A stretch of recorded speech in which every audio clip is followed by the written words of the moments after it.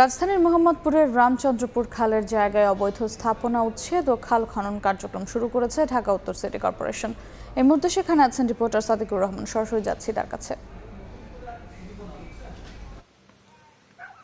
রাজধানীর যে রামচন্দ্রপুর মোহাম্মদপুরে যে রামচন্দ্রপুর খাল, যেই খালে আসলে যে আলোচিত যেই সাদিক এগ্রোর যে খামারটি ছিল, সেই খামারে আসলে গতকালকে উচ্ছেদ করার পর কিন্তু আজকেও উচ্ছেদ কার্যক্রম কিন্তু চলমান রয়েছে। এখানে অবৈধ স্থাপনা যেগুলি রয়েছে সেগুলি কিন্তু উচ্ছেদ কার্যক্রম চালাচ্ছে এবং পাশাপাশি কিন্তু এখানে দেখতে পাচ্ছেন যে আসলে খালের জমিতে যেই মাটি ভরাট করা হয়েছিল এবং যেই ধরনের ময়লা আবর্জনা ছিল সবগুলি কিন্তু উচ্ছেদ করা হচ্ছে, খনন করা হচ্ছে খাল এক্সকেভেটর মেশিন দিয়ে। আমরা যেটা সকাল থেকেই দেখেছি যে এখানে আসলে যেই তিনটি এক্সকেভেটর মেশিন নিয়ে আসা হয়েছে এবং এটা দিয়ে যেই ময়লাগুলি আছে সেগুলি অপসারণ করা হচ্ছে এবং যেটা বলা হচ্ছে যে এই খালের যে পানি প্রবাহ যেটা বন্ধ ছিল দীর্ঘদিন, সেটাকে আসলে পানি প্রবাহ আবার চালু করা হবে। সেজন্য এখানে যেই দু একটি বসতবাড়ি এবং যেই অবৈধ যে প্রতিষ্ঠানগুলি আছে সেগুলি আসলে উচ্ছেদ করা হবে।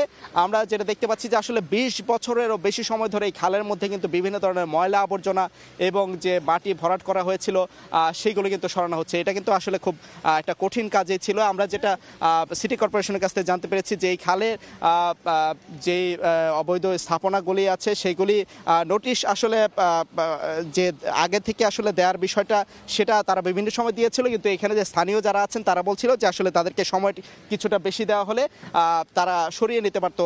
কিন্তু এখানে যেটা বলা হচ্ছে যে এই খালকে পানি প্রবাহ করা এবং এই মোহাম্মদপুর থেকে বুড়িগঙ্গা পর্যন্ত যে এই খালটি কিন্তু বুড়িগঙ্গা দিয়ে নদীতে গিয়ে পড়েছে এবং সেখানে এই যে মোহাম্মদপুরের যে বাসাবাড়ি থেকে শুরু করে আশপাশের যে ময়লা আবর্জনা পানি আছে সেইগুলি কিন্তু সেই বুড়িগঙ্গায় গিয়ে মিশেছে এবং এই পানি প্রবাহ বন্ধ থাকার কারণে কিন্তু দীর্ঘদিন ধরে দেখা যায় বিভিন্ন সময় জলাবদ্ধতা থেকে শুরু করে নানা সমস্যায় কিন্তু নগরবাসীকে পড়তে হচ্ছে।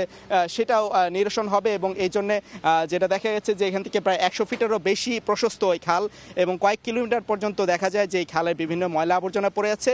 এইগুলি কিন্তু অপসারণ করা হবে এবং খুব দ্রুত এই খালটিকে পানি প্রবাহ স্বাভাবিক করা হবে বলে জানিয়েছে এখানে নগর কর্তৃপক্ষ। এই ছিল এখান থেকে সবশেষ তথ্য। সরাসরি যুক্ত ছিলাম মোহাম্মদপুরে।